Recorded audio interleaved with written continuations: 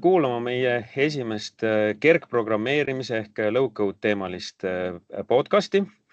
Mina olen Märt Ridala, Solita Eesti juht ja minuga koos on täna kergprogrammeerimist või peamiselt Power Platformist siis rääkimas Arvi Alamaa.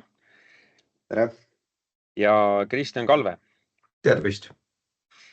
Ja täna mõtlesime rääkida kahest teemast, millest üks on siis tutvustada üldiselt Power Platformi ja teiseks Kristjan räägib meile teemast, kuidas siis kergprogrammeerija suudab üksi ära teha 5-liikmelise tarkvaraarenduse tiimi töö ja kuidas see tänu nendele töövahenditele võimalik on.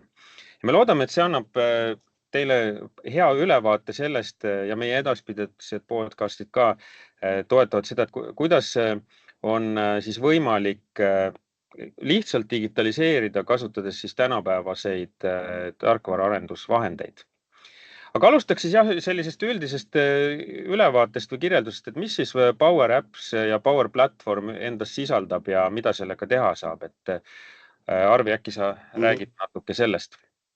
Jaa, nii-öelda Microsofti poolt siis pakutav Power Platform on tegelikult enamus ettevõtetel ka osaliselt kaasa tulev toode, et kui kasutatakse juba Office või siis nüüd Microsoft 365, et siis seal tegelikult Excelite ja Wordide kõrval on sellised teised tööriistad nagu näiteks Power Apps, Power Automate, mis on suhteliselt, ütleks, silmapaistvad seal tööriistade nimekirjas. Võib-olla vähem tuntuvad on siis Power Copilot Studio, varem oli see nimetusega Virtual Agents ja Power Pages ja 5. tööriist, mis seal on kasutada, on Power BI. Ma usun, et see on suhteliselt tuntud, sest ta on eraldiseisvalt päris suur toode, mida jõuliselt siis andmete visualiseerimiseks kasutatakse erinevate raportite koostamisel. Ühesõnaga neid tooteid või siis neid põhitööriistu selle platvormil on 5 tükki. Et meil on see Power Apps, millega saab teha veebirakendusi, mobiilirakendusi, need on justkui kasutajaliidesed. Siis meil on see Power Automate, millega saab automatiseerida erinevaid töövoogusid. Siis meil on Power Virtual Agent, millega saab chatbot'e teha väga kergelt ja lihtsalt. Ja 4. oli meil siis Power Pages, millega saab teha selliseid veebilehti, mis oleks ettevõtte välistele kasutajatele siis kasutamiseks. Aga nad on enamjaolt mõeldud ikkagi selliste portaalidena, et ma ei ole seni näinud sellist või sellist kasutusjuhtu, kus siis veebileht teha Power Pages peale just seetõttu, et ta nõuab andmebaasina kasutamiseks Microsoft Dataverse'i, mis on siis selle platvormiga kaasa tulev andmebaasi lahendus. Ja üldjuhul ütlekski, et see Power Pages kasutamise efektiivsus tulebki sellest, et kui sul on juba olemas mingisugune Power Platform lahendus, mis tegelikult suures osas on mõeldud ettevõtte siseseks kasutamiseks, siis see Power Pages võimaldab sellele ehitada sellise välise portaali peale, kus siis ettevõtte välised kasutajad saavad siis kas andmeid sisestada, lugeda või teha mingisuguseid toiminguid andmetega. Aga mida sa mõtled selle all, et nad on olemas ettevõtetel või mida see täpsemalt tähendab, see olemas olemine? Ja selles mõttes, et Power Platformi tooted on litsenseeritud, aga teatud ulatuses on neid võimalik tasuta kasutada. Ja seda siis, kui sul on Microsoft 365 tooted juba ostetud. Et see tuleb nagu kaasa selle litsentsiga. Ja see teatud ulatuses tegelikult tähendab seda, et Power Appsi ja Power Automate'iga saab kasutada erinevaid ühendusi ja erinevaid andmebaase. Ja see tasuta tähendab seda, et sa saad kasutada Microsoft 365-ga seonduvaid ühendusi, nagu näiteks SharePointi, Wordi, Exceliga. Sa saad tasuta ühendada ja luua endale mingi kasutajaliidese nende peale nii-öelda. Või siis automatiseerida nende vahelisi ühendusi, kui sa tahad Excelist mingisuguseid andmeid näiteks SharePointi või vastupidi liigutada, et siis ta aitab automatiseerida või mingisuguseid meeldetuletusi teha või Outlooki näiteks kalendri kutsetega seoses mingisuguseid automaatseid kategoriseerimisi teha või selliseid asju, et kõik, mis on nii-öelda Microsoft 365 seotud, siis need üldjuhul on selle nii-öelda tasuta kaasa tulevad asjad Microsoft 365 litsentsiga.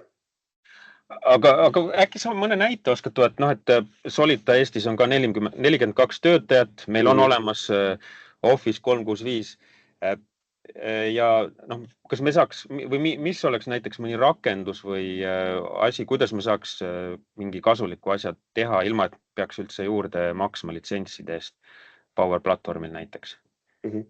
No kõige lihtsam näide on seoses nii-öelda Power Automate ja kalendriga, et kui sul tulevad mingisugused erinevad organisatsiooni ülesed kalendrikutsed, on nad siis mingisugused infosessioonid või mingisugused koosolekud või seminarid, kus osalemine ei ole tegelikult kohustuslik ja sa ei taha iga kord määrata kalendris, et ma ei osale või ma osalen, siis tegelikult Power Automate'iga sa saad määrata, et kui selle kategooria tüüp või selles pealkirjas sisaldub näiteks mingisugune infosessioon, siis pane selle või siis määra, et kalendris see aeg on mul tegelikult vaba, et teised saavad sinna ajale ka oma koosolekuid panna, et tegelikult sa ei ole kohustatud seal osalema ja sa tõenäoliselt ei osale ka, on ju.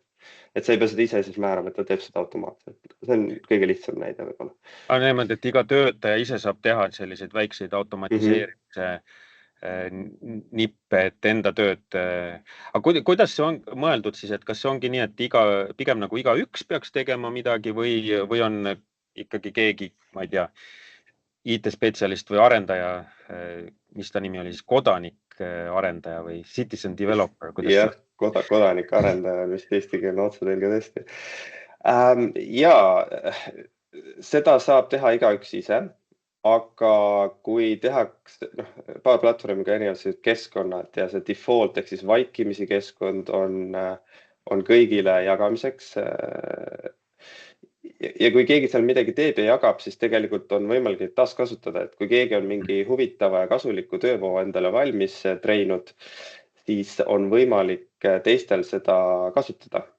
Et sihuke samasugune funktsionaalsus, mis ma just kirjeldasin, kui keegi on selle endale teinud, siis teised saavad seda sama ka enda puhul kasutada ja ta rakendub automaatselt siis sinu kalendrile ja sinu kontoga siis on see seotud, et sa ei pääse teiste kalendrile ligi ja teised ei pääse sinu kalendrile ligi, vaid ta lähtub sinu kasutajast ja sinu kasutajaõigustest juba automaatselt. Nii et see mõte on, et keegi arendab näiteks omale selle kalendri automatiseerimise või mingi oma tööd natukene efektiivsemaks tegeva asja ja siis ütleb teistel, kuulge, ma tegin sellise äpi, et palun võtke ka kasutusele, aga kas seal tekib siis mingeid nagu potentsiaalseid probleeme, ma mõtlen edaspidi, et ütleme 10 inimest siis kasutavad seda minu äppi ja ma siis teen mingi muudatuse ja siis üllatus, neil kõigil 10 hakkab kuidagi teisiti asi tööle või kas see kuidagi või ei tööta enam, teen vea seal mingisuguses tarkvaras, et jah. See oht kindlasti on ja absoluutselt, aga siis on võimalus lihtsalt kopeerida see endale ja võtta see nii-öelda välja sellest üldisest jagatavast nii-öelda siis lahendusest. Aga see on väga huvitav, et selles mõttes nagu selline IT demokratiseerimine, et ei pea ootama, et millal IT-osakond tuleb ja siis paneb sinu tellimuse arendusjärjekorda ja siis kunagi, kui eelarvet tekib, siis antakse see arendajale ja siis aasta pärast midagi saab tehtud, et saab lihtsalt minna ise teha, eks ole. Lihtsamaid asju kindlasti, jah. Aga hästi, aga ma saan aru, et see platvorm ongi nii lihtne, et Kristjan suudab viie eri valdkonna spetsialisti töö ära teha. Et äkki sa räägid, et kuidas see, on see päriselt nii või millest see tuleneb? Et mis see vahe on tavalise tarkvaraarenduse protsessi ja tiimiga? No päris 5 inimese tööd ma ära ei tee, minu päevas on ikkagi sama palju tunde kui kõigil teistel. Aga ütleme niimoodi, et see, et viis eri spetsialisti valdkonda saab ära katta ühe inimesega kergprogrammeerimise puhul, see on täitsa tõsi. Ma olen ise seda nüüd, kuna ma alustasin just uut projekti, siis ma olen ise seda praktiseerinud. Ja kus see tuleneb, on see, et kuna tehniliste oskuste vajadus või tehnilised oskused ei ole nii sügavad kui klassikalise tarkvaraarenduse puhul. Klassikalise tarkvaraarenduse puhul, kui sa tahad hakata Javas koodi kirjutama, siis sa kõigepealt õpid seda 3 aastat, siis praktiseerid veel 2,5 aastat ja siis enam-vähem suudad hakkama saada. Low-code'i puhul on sellega väga palju lihtsam. Või kergprogrammeerimisega, kasutame emakeelt. Kergprogrammeerimise puhul on sellega nii palju lihtsam, sest see oskuste tase, millega sa saad hakata autonoomselt töötama, on nii palju madalam, mis tähendab, et sa saad muuhulgas lõhku panna ka teiste oskuste arendamisele rohkem. Ehk siis selle projekti puhul, mis ma just mainisin, millega ma just alustasin, ma olen esimese paari nädala jooksul tegelenud projekti juhtimisega, ehk siis suhelnud lahenduse lõppkasutajatega, kliendipoolsete spetsialistidega. Siis ma olen tegelenud ärianalüüsi, protsessianalüüsiga, olen tegelenud andmearhitektuuri arendamisega, olen tegelenud ja väikest viisi olen hakanud tegelema päris arendusega ka. Ehk siis need on need, mis tihtipeale, nad ei ole tihtipeale tavaprojekti meeskonnas eri inimesed, aga nad kindlasti kõik ei ole kunagi ühes. Vähemalt mina ei ole siiamaani kohanud ühtegi tavalist tarkvaraarendusprojekti, kus kõik need rollid saaks olla ühes inimeses koos. Sest see oskuste tase, mis ühelt nendelt rollilt, mis mitmetel nendelt rollidelt tavaarenduses eeldatakse, on nii tugevad, et sul lihtsalt ei ole aega, et nagu nendel, et teiste rollide oskuste arendamisele ja teiste rollidega tegelemisele aega pühendada. Aga kuidas sa näed, et kummast suunast nagu on mõistlik seda kergprogrammeerimise karjääri näiteks alustada, et kas on võimalik näiteks analüütikutel ja projektijuhtidel õppida juurde see tehniline platvorm või on see teistpidi, et ma olen see Java arendaja, olen teinud, ma ei tea, 10 aastat ja siis, aga nüüd tahaks nagu laiendada tehnilisest minna natukene äri suunas, et siis vahetada seal nagu see platvorm ära, et või kuidas õiget mõistlikum on? Ma ei tahaks öelda, et kumb on nendest mõistlikum või ma enda poolelt oskan öelda, et mina tegin seda esimest metoodikat. Minu taust on andme- ja ärianalüüs. Seal ma ühel hetkel hakkasin Power platvormi lahendusi tavatöö kõrvalt kasutama ja nüüd viimased natuke aega olen tegelenud ainult Power Apps arendusega siin Solitas. Aga see on see variant, mida mina tegin. Aga ma näen, et tegelikult mõlemad neist võiks vabalt töötada. Lihtsalt, kui endal on huvi ja tahtmist ja aega natuke sellesse pühenduda, siis väga vabalt saab mõlemaga hakkama. Mõlemal marsruudil on kindlasti omad väljakutsed. Ma kujutan ette, et jah, no selles suhtes ühe kategooriaga nendest väljakutsetest ma olen veidi rohkem tuttav, sest ma olen ise neid läbi teinud. Aga jah, tulles tavaarendusest ja hakates Power platvormi, nad on kindlasti teistsugusega, kindlasti mitte ületamatud. Kui mõelda üldse ajalooliselt tarkvaraarenduse peale, siis kõik tarkvaraarendusmetoodikad nagu agiilsed ja Scrum ja ka Waterfall väga paljuski ju keskenduvad sellele, et kuidas info andmine ühelt inimeselt teisele toimub, eks ju, et on igahommikused daily Scrum kohtumised ja siis on retrod ja siis on projekti planeerimine ja sest et selles tiimi koos tööle saamine on ju väga kriitiline. Aga kui nüüd ongi ainult üks inimene, siis ju tegelikult see info üleandmine nagu toimub, ei ole vajalik, eks, et kas see päriselt on ka nii ja kuidas see nagu projekti efektiivsusele mõjub, et kas saab nagu kiiremini ja odavamalt valmis asju või kus see piir tuleb, et miks ei tehtagi niimoodi, et üks inimene arendab kogu aeg IT-süsteemi? No selles suhtes, millest on no tegelikult see piir tuleb sellest, mis ma enne naljaga pooleks mainisin, et see, et nagu minul on täpselt sama palju töötunde päevas ja nädalas kui kõigil teistel. Ja ühel hetkel sul on vaja, kui projekti mastaap muutub suuremaks, siis sul on vaja teisi inimesi kõrvale. Ja siis on see, et täpselt need samad metoodikad, Agile, Scrum, kõik need